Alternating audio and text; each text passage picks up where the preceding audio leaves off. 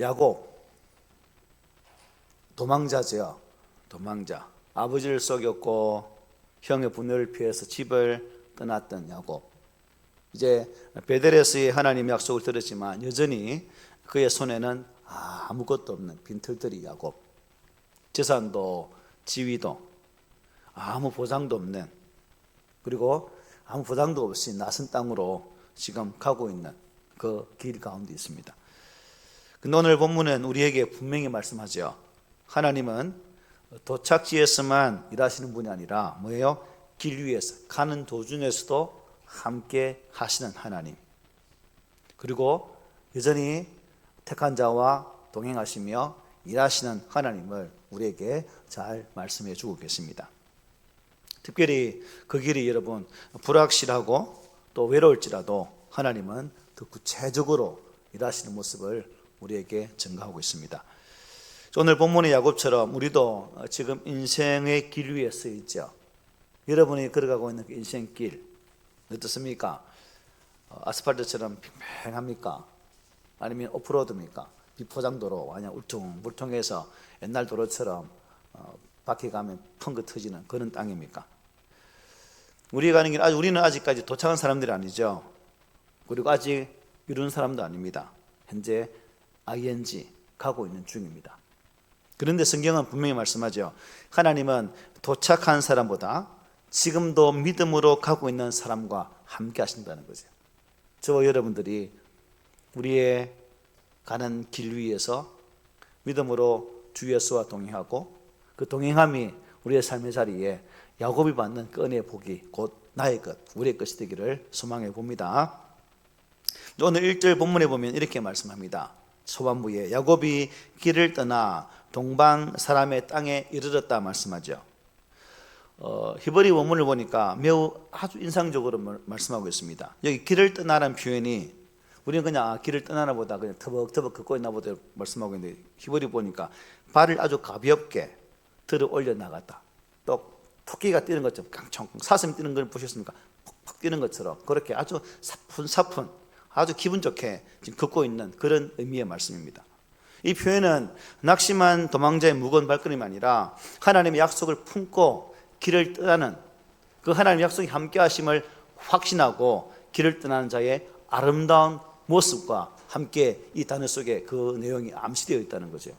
여러분 힘든 일을 딱 겪으면 그 걸음걸이가 어떻습니까? 축 처져가지고 다리도 신발도 직직 껐죠. 예, 띡띡 껐습니다. 그런데 이제 기쁨이 어때요? 그냥 깡총깡 뛰는 그 모습이 있지 않습니까? 바로 그런 모습. 하나님께서 좀 지쳐 쓰러져 자고 있는 죽은 것처럼 보이는 야곱을 찾아와 주셨습니다. 그리고 하시는 말씀이 내가 너에게 땅을 주겠다. 네 씨로 말미암아 큰 민족이 되게 해주겠다. 그리고 한순간도 내가 너를 떠나지 않고 함께 해주겠다. 그리고 비록 도망치듯이 떠난 고향 땅이지만 다시금 내가 이 땅으로 너를 돌아오게 해주겠다 라고 하나님이 그에게 찾아오셔서 약속의 말씀을 주셨습니다. 참 장자의 축복이라고는 구경하지 못한 야곱 아닙니까? 그야말로 거지 신세와도 같은 그런 야곱 아닙니까? 그러니까 그런 상황 속에서 정말 상상조차 할 수 없었던 그 약속이 야곱에게 하나님이 오셔서 그 축복의 말씀을 주셨다는 거예요. 그것뿐입니까? 이제 야곱을 통해서 어떻게 서운하게 하죠. 야곱의 입을 사용하셔서 내가 하나님께서 만약에 내게 입는 옷 먹을 것 주셔서 이곳에 돌아오게 하신다면 내가 이렇게 저렇게 하고 내 몸이 수에 성년될 것이고 돌베개 삼았던 이곳에 하나님의 전을 세울 것입니다. 이렇게 저렇게 막 서운하잖아요. 비록 하나님 하신 말씀 아니지만 하나님의 은혜 앞에 반응하면서 자신 입으로 서원하면서 하나님께 반응하는 야곱의 모습을 우리가 이 말씀을 통해 본다는 거죠. 하나님은 이 모든 약속을 어떻게 했을까요? 하나도 빠짐없이 다 이루어 주셨어요. 그리고 이어지는 그 야곱의 삶을 살펴보면 우리가 빠짐없이 하나님께서 일하심을 확인할 수도 있을 것입니다. 물론 모두 다 장차 이루어질 약속, 그리고 서원의 형태로 주어진 것은 당연한 사실입니다. 야고보로서는 여러분 당장 확인할 수 없었습니다. 그죠? 하지만 절대로 간과하지 말고 중요하게 여겨야 할 것은 뭐냐 하면 하나님께서는 약속하신 바를 반드시 이루시는 분이다 하는 사실이죠. 여러분 혹시 이번 한 주 동안 살아오시면서 여러분이 억지로라도 내디뎌야 했던 발걸음은 어떤 걸음걸이였습니까? 일주일 동안 월, 화, 수, 목, 금, 토 어제까지 살아오셨는데 여러분이 걸어오셨던 그 발걸음들은 터벅터벅 걷는 발걸음이었나요? 아니면 이런 하나님의 약속 앞에 감사하면서 깡총깡총 뛰는 그런 걸음이었나요? 믿음은 여러분 상황이 바뀐 다음에 걷는 것이 아니라 뭐예요? 말씀을 들은 다음에 걷는 것이죠. 비록 내 삶에 구체적으로 그것이 이루어지지 않았지만 하나님이 말씀으로 약속하셨다면 그 말씀을 의지하고 나가는 그것이 바로 믿음의 행보라는 겁니다. 그래서 오늘 이어지는 2절 3절 보면 먼저 2절에 이렇게 말씀하죠. 본즉 들에 우물이 있고 그 곁에 양 세 떼가 누워 있으니 이는 목자들이 그 우물에서 양떼에게 물을 먹임이라 말합니다. 여기 본적, 우리 성경에는 본적으로 끝나지요. 그런데 오늘 보면 왜 힘내라는 단어까지 포함되어 있습니다.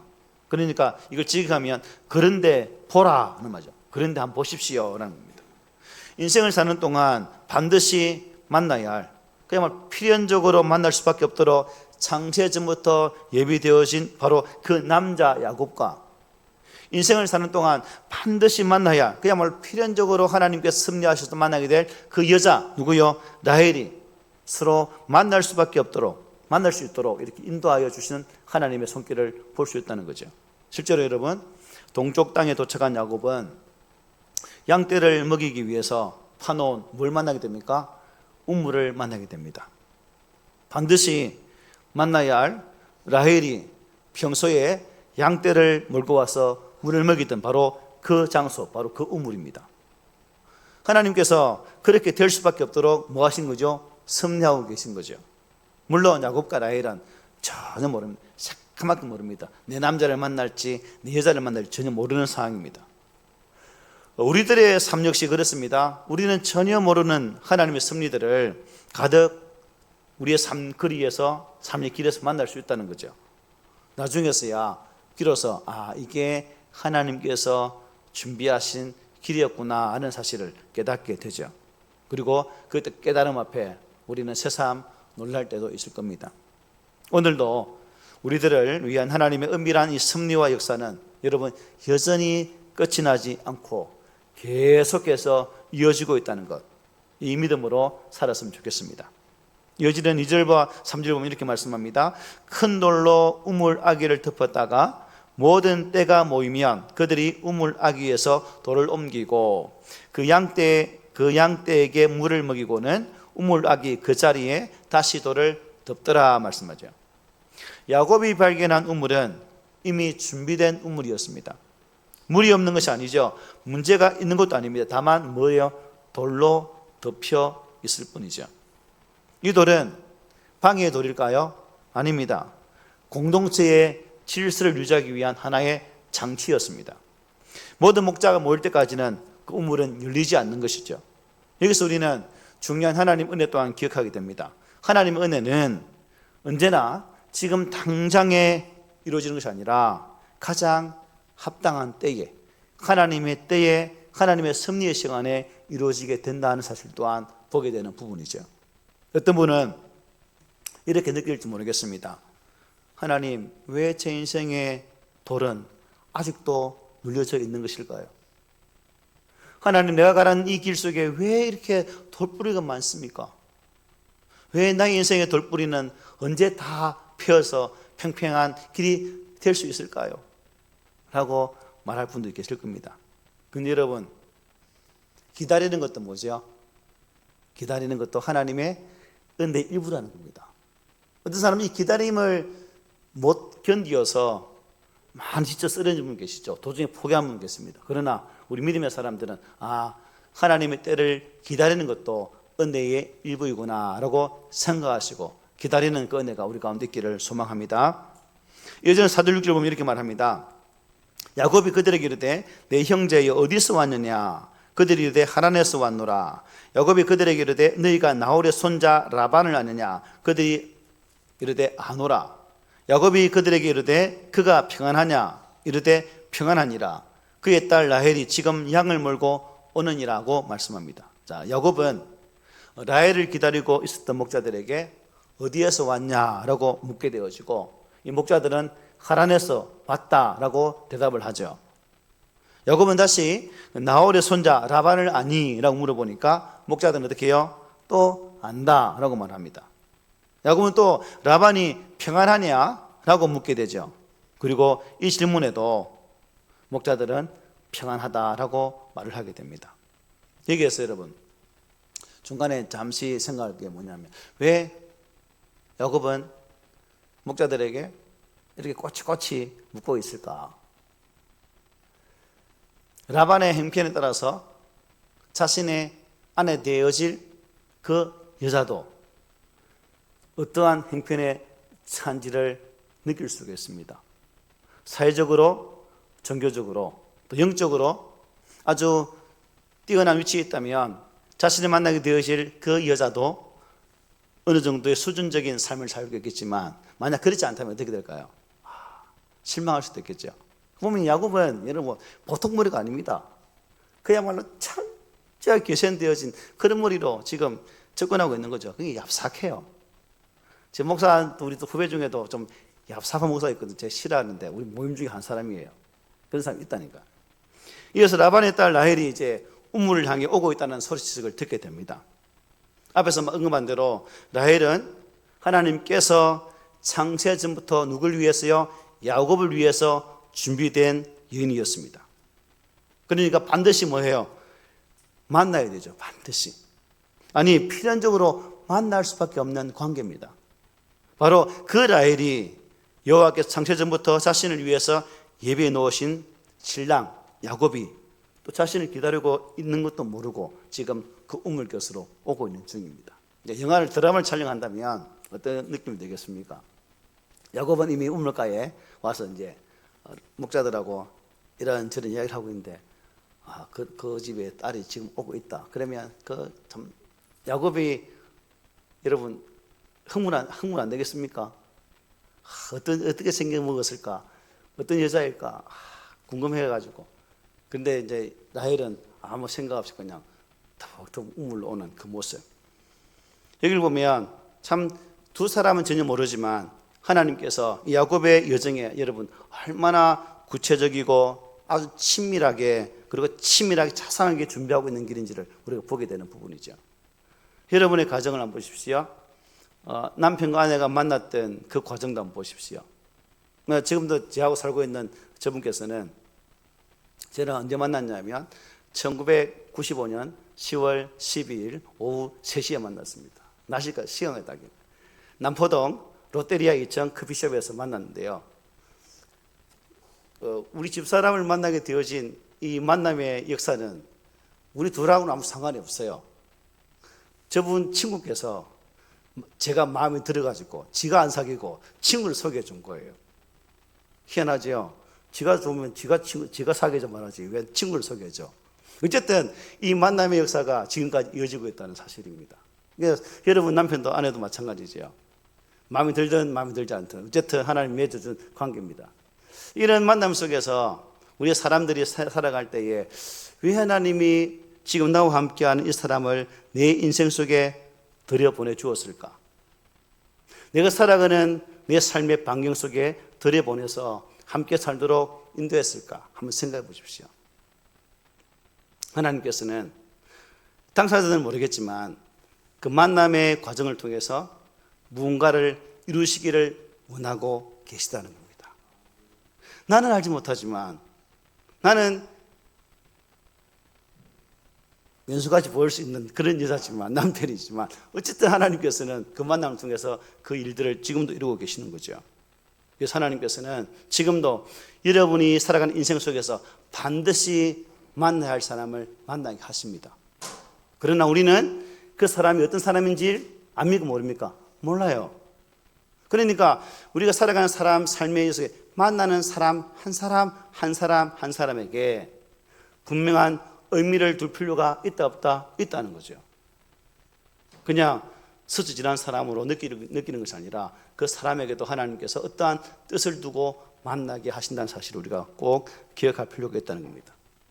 우연처럼 보이는 필연을 통해서 저와 여러분을 향한 하나님의 크고 놀라운 뜻을 이루어 주시고 계시다는 거죠. 얼마나 감사합니까? 언니는 이제 대학 가면 이제 또 친구들 만나겠죠. 어떤 사람 만날지 알지 못해요. 그 속에서 하나님께서 미리 기도할 필요가 있겠죠. 하나님 섭리 속에 만날 자를 만나고 정말 믿음 안에 있는 좋은 친구를 만나서 캠퍼스 생활이 믿음으로 아름답게 꾸며지기를 원하는 그런 소망함도 있으면 더 좋겠죠. 특히 4절 앞줄을 보면 이렇게 말합니다. 야곱이 그들에게 이르되 내 형제여 라고 말하죠. 내 형제여. 야곱은 우물가에 있던 하란 목자들을 향해서 그들이 어디서 왔는지 묻는 장면이기도 합니다. 그런데 여기에 보면 야곱은 하란 목자들에게 뭐요? 내 형제여 라고 부릅니다. 내 형제여. 이것은 야곱이 하란 목자들에게 매우 공손하게 대했다는 그런 표현이기도 하죠. 그리고 하란 목자들에게 야곱의 이러한 공손한 태도는 아주 좋은 결과를 가져오게 됩니다. 즉 하란 목자들은 타지에서 온 이 야곱을 매우 어떻게 해요? 친절하게 대하게 되는 출발점이 되었다는 겁니다. 이것은 우리에게도 아주 평범하면서도 매우 중요한 진리를 깨닫게 해주는 부분이죠. 그것은 사람은 자기가 뭐예요? 대접한 대로 남에게 대접을 받게 된다. 우리 주님도 마태복음에서 말씀하셨죠. 무엇이든지 남에게 대접을 받고자 하는 대로 남을 어떻게 하라? 대접하라고 말씀하셨어요. 실로 그렇습니다. 우리는 우리가 남을 대접하는 만큼 상대방으로부터도 대접을 받게 되는 거죠. 상대방에게 악을 저지르고 선을 기대한다. 이때 우리가 어떻게 말해야 될까요? 꿈 깨라 라고 말해야 되겠죠. 가는 말이 고와야 오는 말도 곱다는 거죠. 이것은 비단 말에만 국한된 것이 아닙니다. 그러므로 우리는 다른 사람들에 대해서 항상 친절하고 선하게 대할 필요가 있다. 살아갈 때 여러분 사람 만나면 보십시오. 한 달이 건너면 다 연결돼요. 희한하죠. 나와 두 시간을 많은데 또 다른 제 3자를 보면 또 아는 사람이거든. 그만큼 우리가 조심해야 됩니다. 사람과의 만남 속에서. 야곱이 그들에게 내 형제요 이렇게 말합니다. 여러분 형을 속였고 아버지를 기만했고 계산과 술수로 살아온 야곱이 그 사람들을 향해서 내 형제여라고 먼저 안부를 묻습니다. 먼저 그들과의 관계를 맺고 이어가는 모습을 볼 수 있죠. 베델에서의 하나님과의 만남 이후에 야곱의 뭐가 달라진 거예요? 이 말이 달라지고 있습니다. 저와 여러분도 마찬가지입니다. 예수를 만난 이후에 우리의 언어 개량이 되지 않는다면 안 된다는 거죠. 제 안에 기도점이 뭐냐면 언어 순화. 이게 우리 제 아내의 평생의 기도 제목입니다. 저 남편이 제 입을 가지고 실수하지 않아야 될 건데 말이 과격하고 청년사회 하다 보니까 애들이 그냥 청년들한테 막 했거든요. 저 실수하면 안 될 건데 그 남편을 저 입을 주님 어떻게 조절해서 말 실수하지 않도록 해달라는 게 아내의 기도 제목이거든요. 근데 야곱이 하나님 만난 이후에 말이 부드러워지고 태도가 달라지고 사람을 대하는 눈빛이 점점 달라지고 있다는 것입니다. 어떻습니까 여러분? 여러분들은 예수를 만난 이후에 여러분의 언어 생활이나 여러분의 눈빛이 사납다가 이제 부드럽게 변화되고 있는지요? 우리 지금 자리에 없지만 우리 황모식 집사도 옛날에는 어떻습니까 여러분? 말 한마디 한마디 사이 속에 여기 접속사를 안 나가면 말이 안 됐던 그런 친구 아닙니까? 지금 스스로가 말하면 내 말 뺏겠다 이름을 하거든요. 말 뺏기죠. 말 뺏기죠. 예, 예수를 만나면 예수 안에 있는 은혜로 말미암아 우리의 말과 행동, 눈빛이 사랑스럽게 변화되어야 되겠죠. 그래서 이번 주 여러분 한 주 살아오면서 내 말이 어땠을까 한번 생각해 보십시오. 내 말이 어떻게 말로 혹시 실수하지 않으셨나요? 아니면 여러분 입술로 타인에게 선한 덕을 잘 끼치셨나요? 후자이길 바랍니다.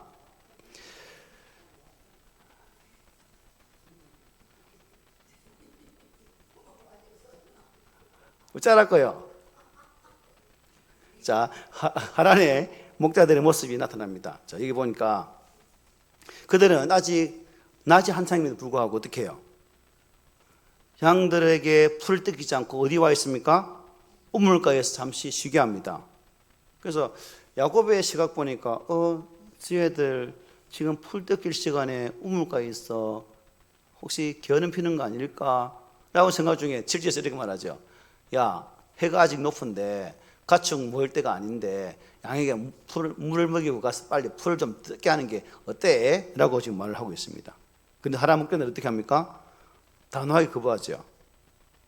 우리는 그게 아니다. 양떼가 다 모여야, 우리 함께 가축을 치는 모든 목자들의 양떼들이 다 모일 때에 함께 우물을 개봉해서 그 물을 마시게 한다라고 말을 해주게 되죠. 이것이 그들의 규정이었습니다.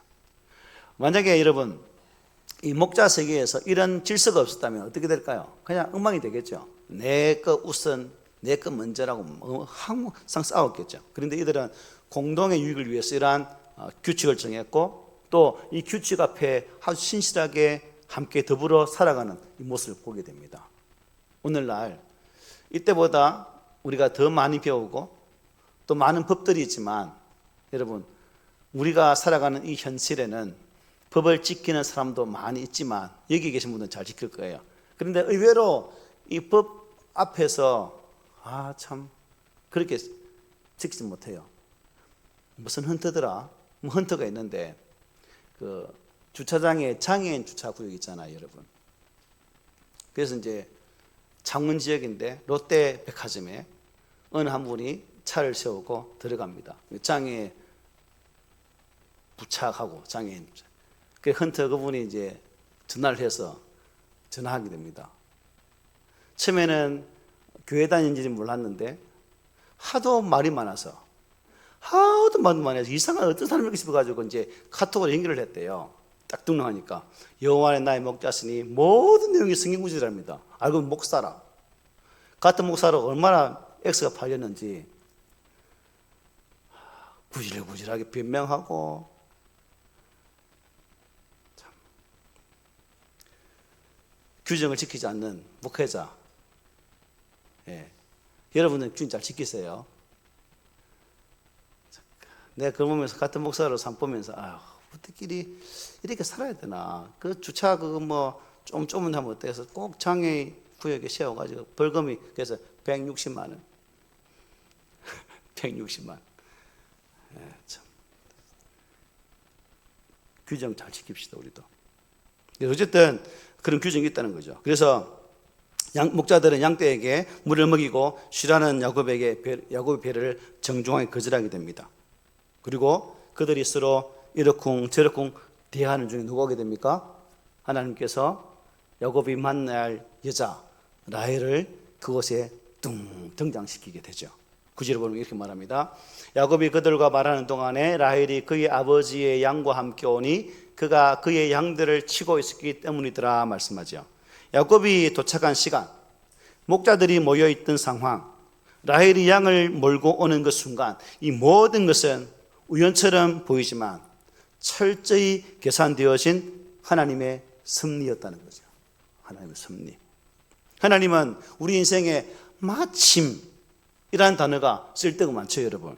마침 그 자리에 있었고, 마침 그 말을 들었고, 마침 그때 그 사람을 만났다. 이 마침이 우리 인생 가운데 있다는 거죠. 그러나 그것은 우연이 아니라 뭐예요? 하나님의 은혜의 순간이라는 겁니다.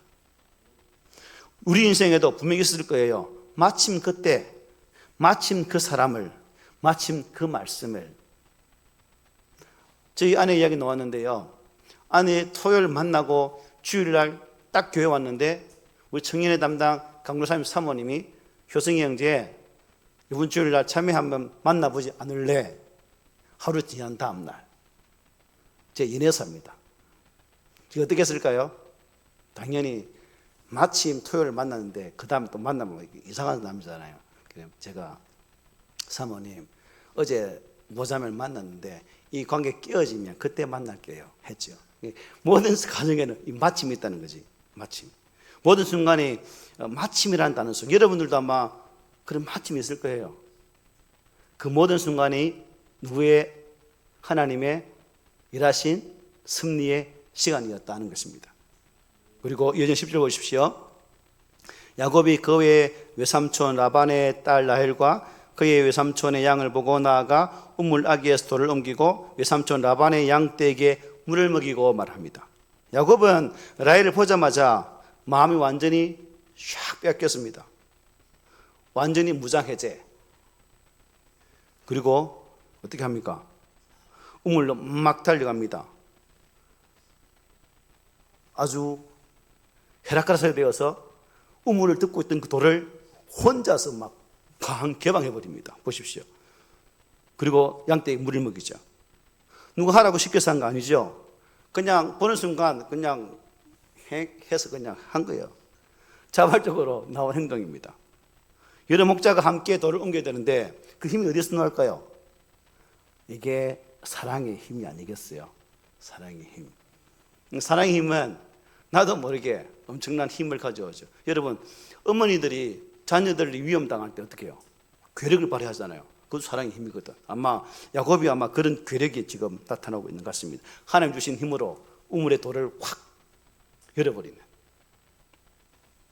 참 지금까지 감당했던 수많은 일들, 결국 우리가 강해서가 아니라 뭐예요?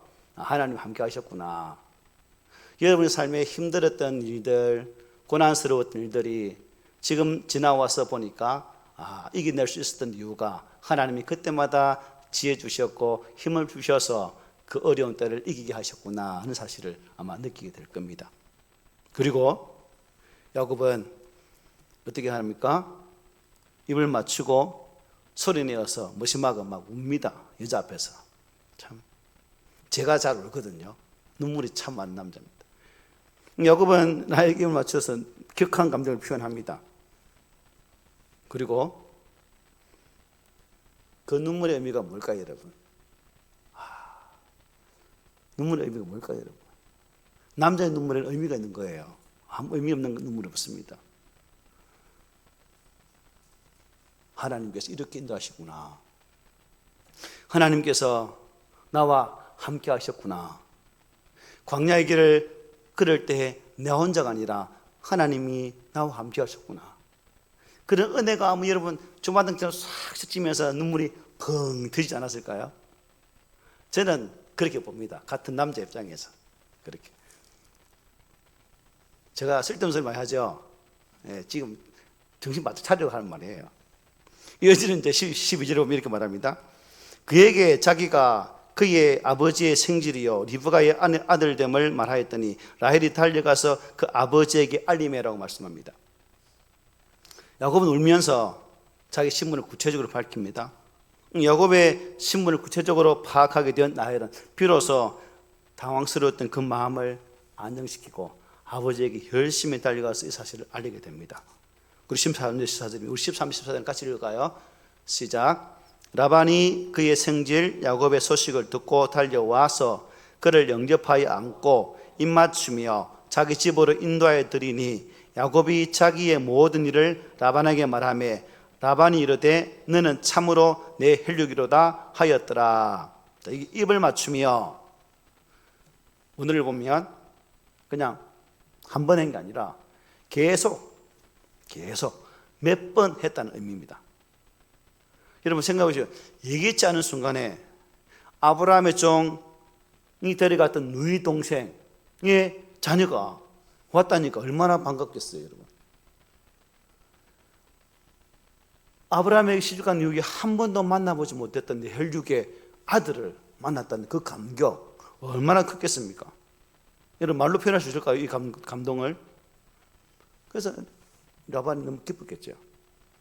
물론 우리가 성경을 아니까 이 기쁨은 오래가지 못하였더라 다 알고 있죠. 이제 라반 외삼촌이 야곱을 자기의 종으로 삼아서 20년 동안 생고생 시키는 그 장면 우리가 다 아시지 않습니까? 지금은 첫 만나면은 이렇게 막 입을 맞추고 난리 그냥 부르스를 떨지만 시간 지나면서 그 모든 것도 차갑게 식게 되죠. 어쨌든 라반은 이렇게 말합니다. 너는 내 혈육이로다. 여러분, 야곱은 이제 이방 땅에 나선 사람이 아니라 언약의 기반으로 다시 들어오게 됩니다. 하나님은 야곱을 고립된 신앙인으로 두지 않으시고 반드시 당신의 관계 안으로 끄집어 들이시는 하나님의 것을 보게 되죠. 믿음은 여러분 언제나 혼자가 아니라 공동체라는 공동체 안에서 차게 되는 거예요. 하나님은 우리를 혼자 버려두는, 또한 우리가 혼자 버텨내는 그런 신앙으로 살지 않도록 하셔서 사람 만남을 통해서 이 공동체 속에서도 우리의 신앙을 튼튼하게 자라나게 하신다는 것입니다. 그래서 하나님은 이 부르심을 통해서 우리를 더욱더 온전한 신앙의 사람으로 세워가는 거죠. 말씀 마치겠습니다.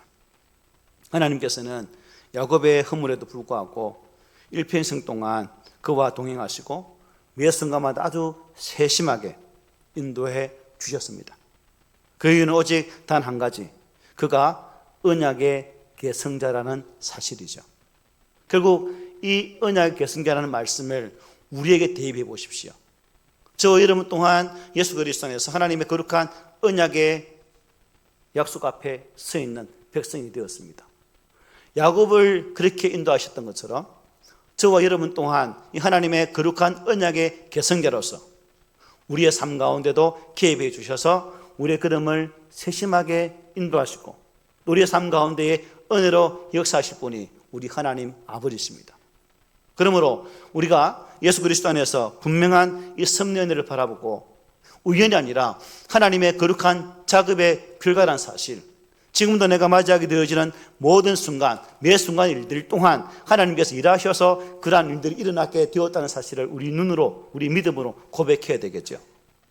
야곱은 빈손으로 이곳에 도착했지만 하나님은 이미 모든 것을 다 준비해 두셨어요.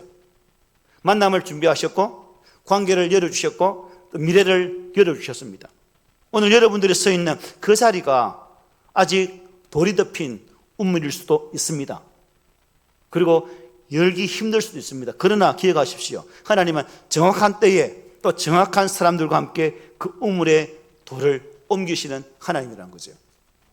내 믿음의 길에 돌부리가 있을지라도 하나님은 사람을 통해서 그 돌부리를 치우시는 은혜를 허락한다는 거예요. 오늘 말씀을 통해서 하나님께서 우리에게 주시는 메시지는 분명합니다. 나는 너희의 인생길에 함께 있다.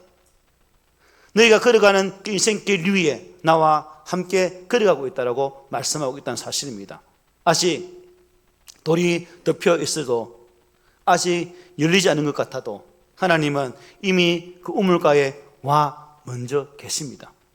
오늘도 우리를 길 위에서 인도하시는 그 신실하신 하나님을 신뢰하면서 믿음으로 한 걸음 한 걸음 내딛는 우리 믿음의 공동체가 되기를 이 말씀으로 권면을 드립니다.